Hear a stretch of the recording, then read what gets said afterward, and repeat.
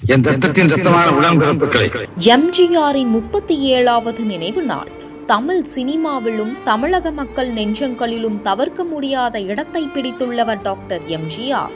சினிமாவிலும் அரசியலிலும் தனக்கென தனி இடத்தை பிடித்துள்ள எம்ஜிஆர் பொன்மனச்செம்மல், புரட்சி தலைவர் என மக்களால் போற்றப்படுகிறார்.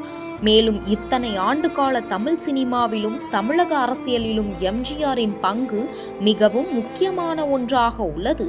அந்த அளவிற்கு மக்களின் மனதில் தற்போது வரை நீங்காத இடம் பிடித்துள்ள எம்ஜிஆர் தொடர்ச்சியாக 3 முறை முதல்வராக வெற்றி பெற்றிருந்தார்.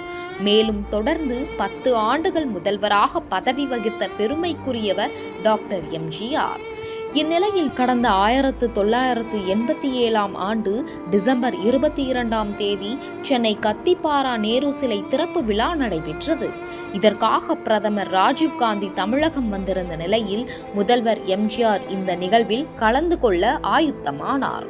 அதற்கு முன்பு சில நாட்களாக எவ்வித நிகழ்ச்சிகளிலும் கலந்து கொள்ளாத அவர் பிரதமர் வருகிறார் என்பதற்காக நேரு சிலை திறப்பு விழாவில் கலந்து கொண்டார். டிசம்பர் 22 அன்று மாலை நிகழ்ச்சி நடைபெற்றது. இந்த நிகழ்ச்சியில் கலந்து கொண்ட பிரதமர் ராஜீவ்காந்தி சிலை திறந்து வைத்து பேசி முடித்தார். அதன் பிறகு பேசிய எம்ஜிஆர் சற்று சோர்வாக இருந்துள்ளார். பின்னர் வீட்டிற்கு வந்து தளர்வுடனே காணப்பட்ட அவர் 23ஆம் தேதி இரவு சென்னை ராமாவரம் தோட்டத்தில் உள்ள தனது இல்லத்தில் உறங்கியுள்ளார். அதன் பிறகு நள்ளிரவில் கழிப்பறை சென்று வந்த அவர் லேசாக நெஞ்சு வலிப்பதாக கூறியுள்ளார். அருகில் இருந்தவர்கள் அவருக்கு தண்ணீர் கொடுத்துள்ளனர். தண்ணீர் குடித்துவிட்டு படுத்த எம்ஜிஆர் அதன் பிறகு மயங்கியுள்ளார். இதனால் அதிர்ச்சி அடைந்தவர் உடனடியாக மருத்துவருக்கு தகவல் அளித்துள்ளனர். இதைத் தொடர்ந்து ராமாவரம் இல்லத்திற்கு வந்த மருத்துவர்கள் எம்ஜிஆருக்கு தீவிர சிகிச்சை அளித்துள்ளனர். ஆனால் சிகிச்சை பலனின்றி அவர் உயிரிழந்தார். அதிகாலை 3 மணிக்கு அவர் உயிர் பிரிந்ததாக மருத்துவர்கள் அறிவித்தனர்.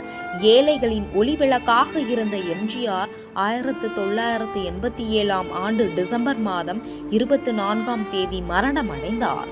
எம்ஜிஆர் மறைந்த நாளான அன்று ஆளுநர் குரானா தலைமையில் குடியரசுத் தலைவர் வெங்கட்ராமன் எம்ஜிஆர் மருத்துவ பல்கலைக்கழகத்தை தொடங்கி வைக்க இருந்தார்.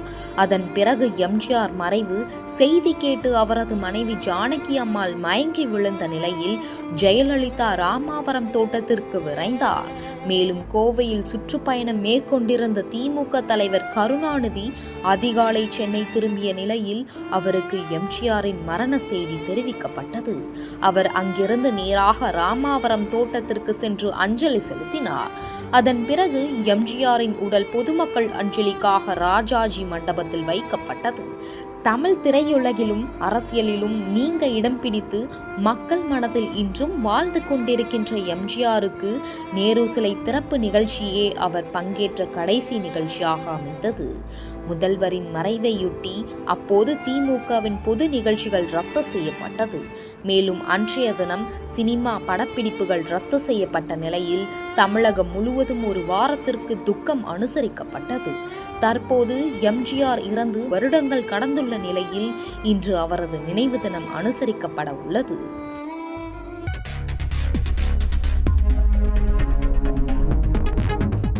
செய்திகளை உடனுக்குடன் தெரிந்து கொள்ள வேதா நியூஸ் டைம் சேனலை சப்ஸ்கிரைப் பண்ணுங்க.